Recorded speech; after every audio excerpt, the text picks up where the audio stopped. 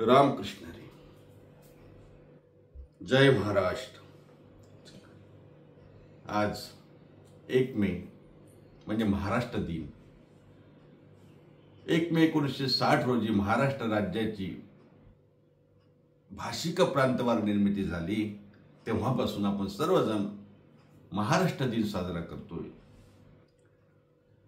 आपल्या संतांच्या अमृतवचने या YouTube चॅनलच्या माध्यमातून अनेक विषयावरती आपण चिंतन करत असतो, प्रवचन करत असतो. विशेषतः संत वाङ्मयावरती आपण प्रवचन करतो. ज्ञानेश्वरी आहे, गाथा आहे, भागवत आहे. आजचे विशेष चिंतन महाराष्ट्र दिनानिमित्त करत असताना तेही आपण संत वाङ्मयाला बाजूला टाकून करू शकत नाही. कारण संत वाङ्मय आपला जीव की प्राण आहे. संत वाङ्मय आपला आत्मा आहे. आणि मग प्रत्येक सेलिब्रेशन, प्रत्येक उत्सव हा संत वाङ्मयाला धरूनच झाला पाहिजे, ही माझी भूमिका असल्यामुळं महाराष्ट्र दिनाच्या आपणा सर्वांना शुभेच्छा देत असताना आपल्या संप्रदायाने, आपल्या संतांनी मराठी भाषिकांनी महाराष्ट्राचा केलेला गौरव आपल्यासमोर मांडला पाहिजे असं मला वाटलं. म्हणून महाराष्ट्र दिनानिमित्ताचं हे चिंतन.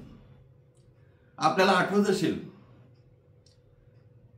या अगोदर सुद्धा मी महाराष्ट्र दिन 15 ऑगस्ट 26 जानेवारी अशा राष्ट्रीय सणाच्या निमित्ताने चिंतन केलेलं आहे. आजही खूप मोठं चिंतन करावं, खूप मोठं आपल्यासमोर व्याख्यान करावं, खूप मोठं प्रवचन करावं असा माझा उद्देश नाहीच. आपणा सर्वांना महाराष्ट्र दिनाच्या शुभेच्छा देण्याच्या निमित्तानं थोडंसं आपल्याशी काहीतरी हितगुज करावं म्हणून या ठिकाणी हा विशेष भाग घेऊन मी आलोय.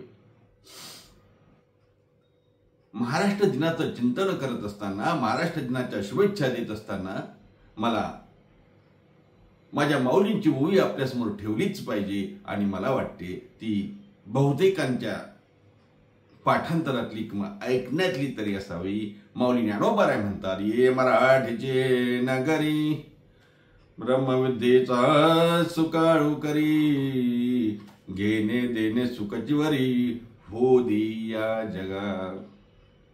माऊली ज्ञानोबारायांची प्रसिद्ध अशी ही ज्ञानेश्वरीतील ओवी आहे. आणखी माऊलींचे मराठी संबंधाने ओव्या आलेले आपल्याला माहिती आहे. माऊली ज्ञानोबाराय म्हणतात, अमृता देही पैजा जिंके. अनेक संत वचनामध्ये यावेळेला मराठी भाषेचा, महाराष्ट्राचा गौरव केला गेला. महाराज ज्या काळामध्ये संस्कृत भाषेची देववाणी म्हणून प्रसिद्ध होती, नाही आजही आहेत. संस्कृत भाषा वाईट आहे असं म्हणण्याचं कारणच नाही. कुठलीच भाषा ही वाईट नाही. पण संस्कृतचं तत्वज्ञान ज्या वेळेला लोपल्या गेलं, बंद दरवाजामध्ये होतं, त्याला उघड करण्याचं काम त्या काळामध्ये आमच्या संत महात्म्यांनी केलं. अहो, आमचे संत एके ठिकाणी म्हणतात, संस्कृत भाषा देवे केली, प्राकृत काय चोरापासून आली. आमची मराठी भाषा चोरापासून आली का? नाही ना. मग मराठी भाषेचा गौरव जेव्हा जेव्हा संतांनी केला, त्याचाच अर्थ या भाषिक प्रांत रचनेच्या आधाराने झालेल्या माझ्या महाराष्ट्र भूमीचा तो सन्मान होता असं म्हटलं तर वावगं ठरणार नाही. जसं मी सांगून गेलो, 1 मे 1960 महाराष्ट्र राज्य त्या ठिकाणी निर्माण झालं. काय राज्य अगोदर नव्हतं का? मराठी भाषिकांचं जे राज्य होतं ते जरी 1960 नंतर अस्तित्वात आलं असेल तरी याची भौगोलिक रचना, हा प्रांत मराठी भाषिकांचा, आमच्या संतांनी सुद्धा तो महाराष्ट्र त्या ठिकाणी तयार केलाच होता. नाही उगीच म्हटलं का हो मराठा ते तुगा मिळवावा. प्रत्येक संतानं आपल्या भाषेचं, आपल्या प्रांताचं त्या ठिकाणी वर्णन केल्याचं आपल्याला दिसते.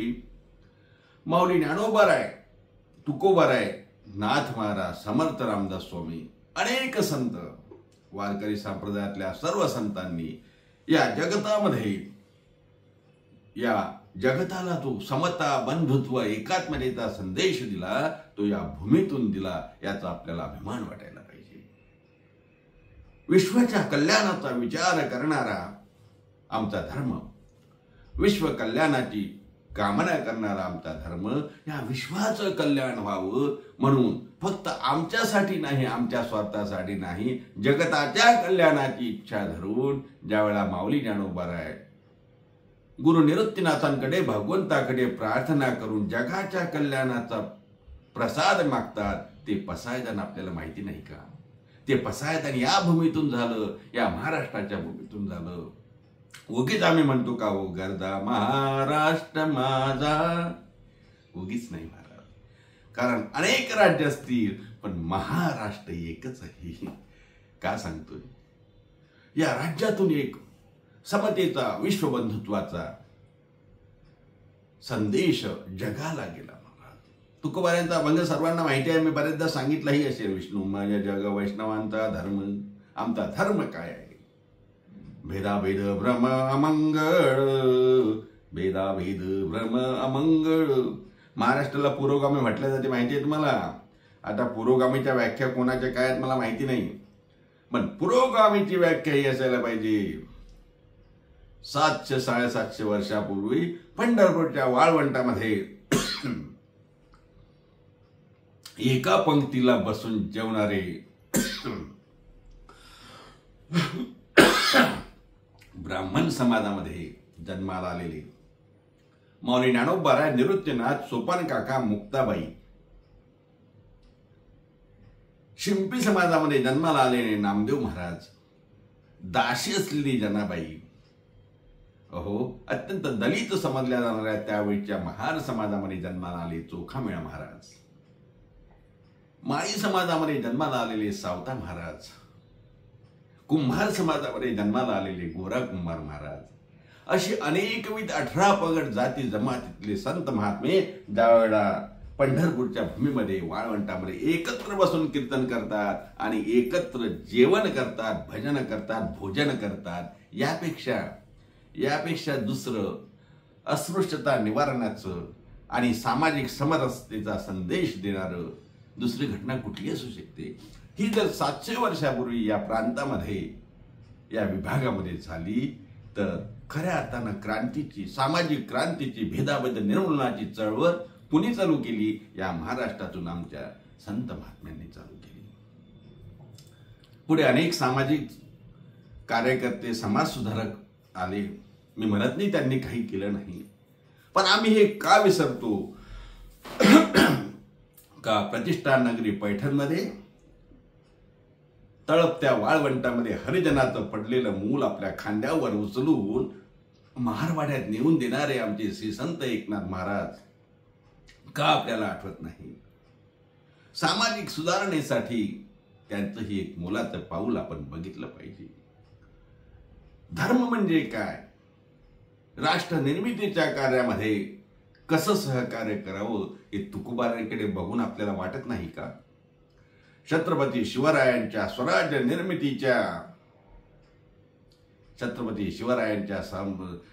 निर्मितीच्या कार्यामध्ये आमच्या तुकोबारायांचा सहभाग होत आहे. अनेक पुराव्यावरून आपल्याला ते सिद्ध करता येईल. मी का सांगतो आहे? आपल्याला काही सिद्धही करायचं नाही, पण आपल्याला नेमकं लक्षात घेतलं पाहिजे. आजचा दिवस साजरा करत असताना या महाराष्ट्र दिनाच्या दिवशी आपण आपल्या संत महात्म्यांचंही स्मरण आपल्याला करावंच लागेल, कारण त्यांनी आम्हाला एक संघ ठेवण्यासाठी आम्हाला उपदेश केलाय. मी सांगितलं, ये मराठीचे नगरी ब्रह्मविद्येचा सुकाळू करी. माऊली ज्ञानोबाराय या मराठी भाषिकांच्या मराठी भाषेमध्ये जेव्हा गीतेतलं तत्वज्ञान तुमच्या आमच्या समोर उघड करून ठेवतात, जे लपलेलं ज्ञान, लोपले ज्ञान जगे हित नेनती, कोणी कोणाचं हित बघायला तयार नाही. मुळभर लोकांच्या हाती संस्कृती, तत्वज्ञान, देव ब्रह्म हे मुठभर लोकांच्या हाती असताना ते बंदिस्त ज्ञान, लोपले ज्ञान जगी हित नेनती कोणी, ते आमच्या माऊलीने तुमच्या आमच्या समोर ठेवलं. संस्कृताची गाठे उकलोणी ज्ञानजेटी केलीशे मराठी गीता देवी, आणि मग ते ज्ञानेश्वरीच्या रूपानं तुमच्या आमच्या समोर ठेवलं. माऊली ज्ञानोबाराय म्हणतात, अरे बाबा, या माझ्या महाराष्ट्राच्या मराठी भूमीतून, मराठी भाषिकींच्या नगरीतून, मराठी भाषेतून काय कर? इथे ब्रह्मविद्येचा सुकाळ कर. ब्रह्मविद्येचा सुकाळा म्हणजे जी ब्रह्मविद्या, जे तत्वज्ञान आमच्या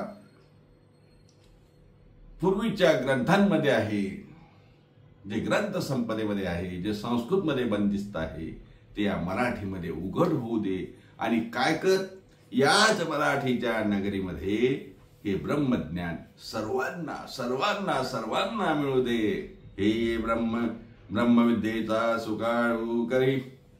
हे मराठीचे नगरी म्हणजे या मराठीच्या नगरीमध्ये, मराठी भाषिकांच्या या प्रांतामध्ये ब्रह्मविद्येचा सुकाळ कर.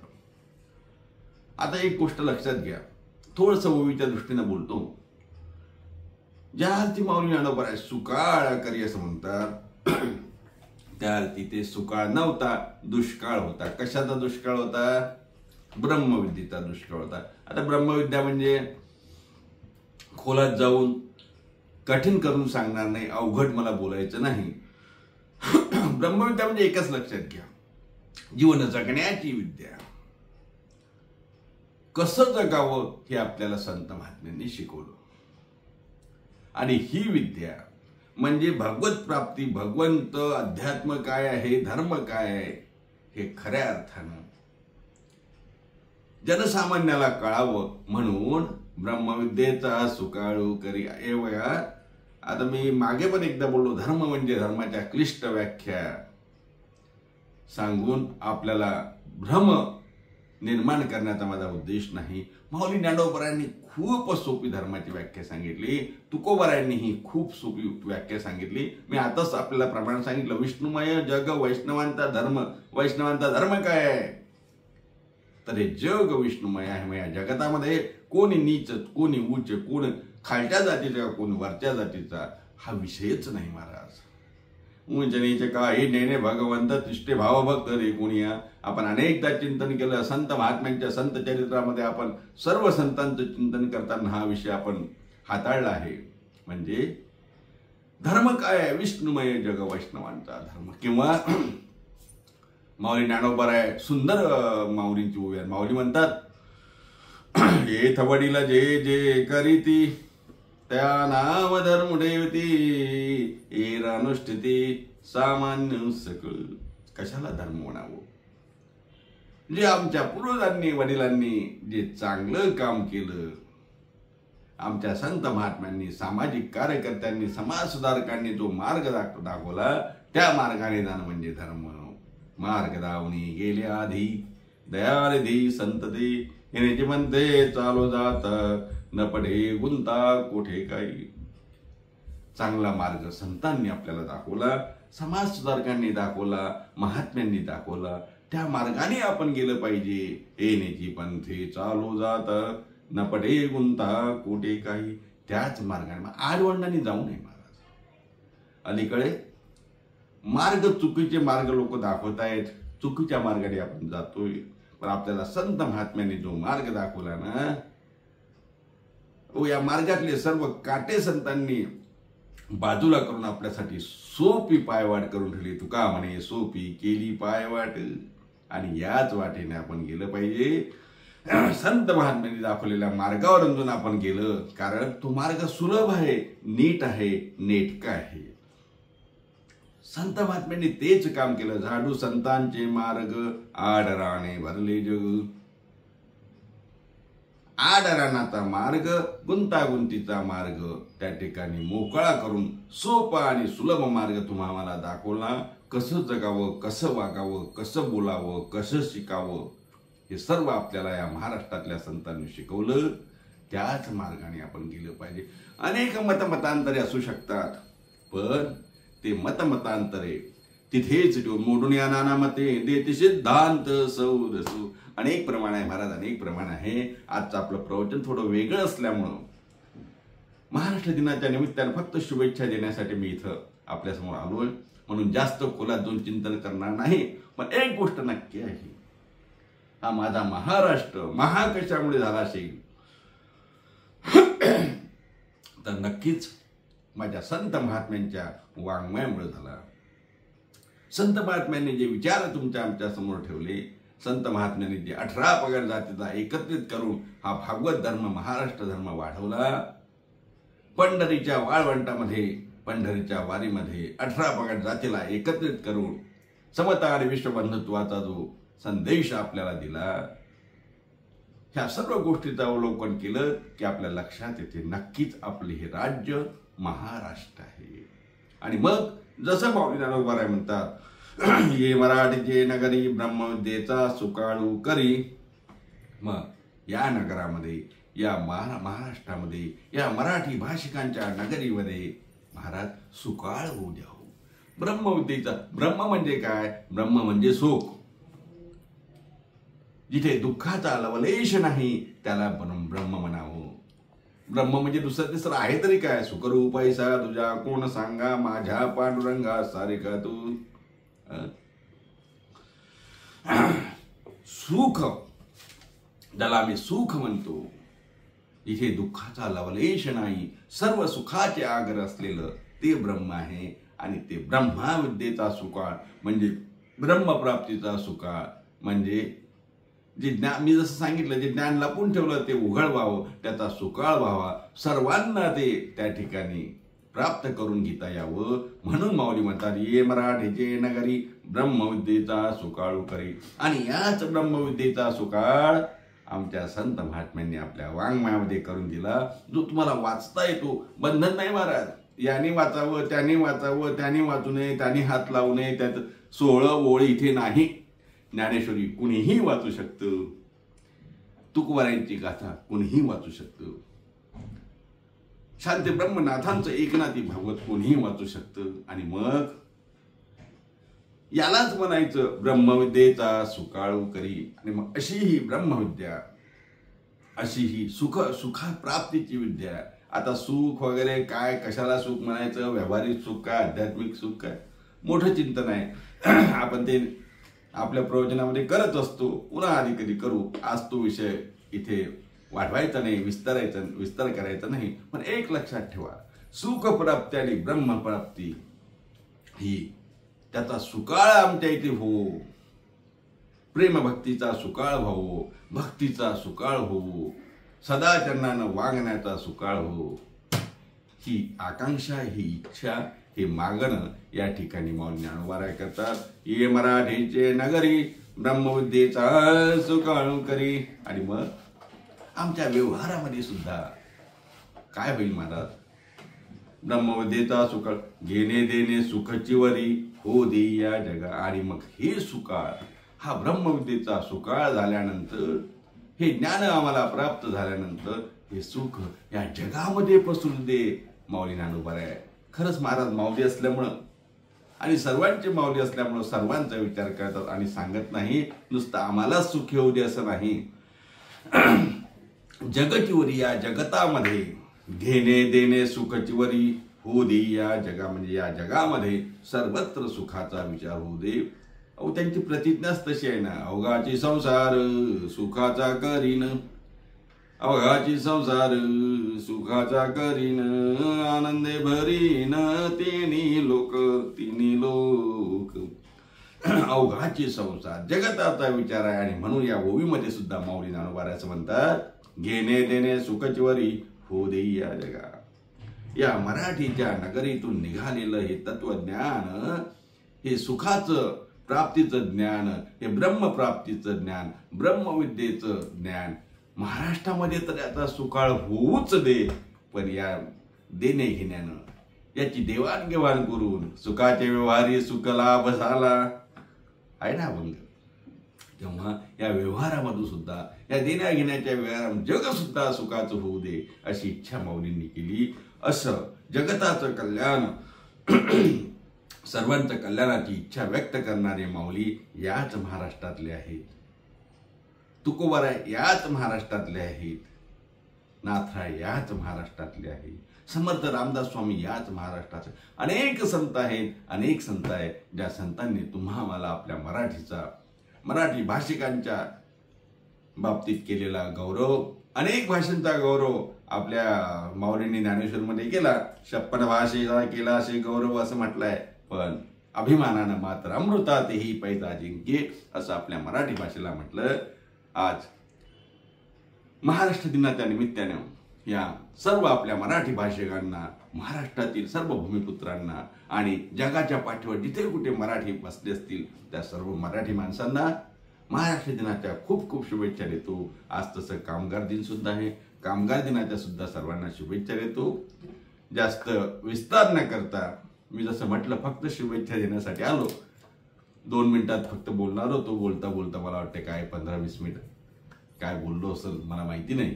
सर्वांच्या चरणी नतमस्तक होतो.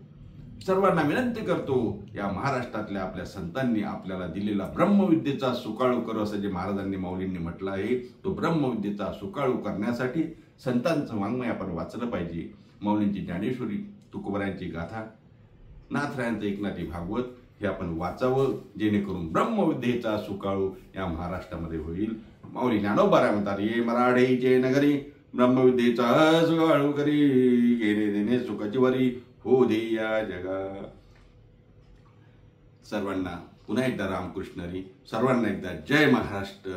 आणि थांबूया. पुंडलिक वरद विठ्ठल श्री ज्ञानदेव तुकाराम, दत्तात्रय जनार्दन श्री एकनाथ, माऊली ज्ञानेश्वर महाराज की जय, जगद्गुरु तुकाराम महाराज की जय, शांती ब्रह्म श्री संत एकनाथ महाराज की जय, छत्रपती शिवाजी महाराज की जय.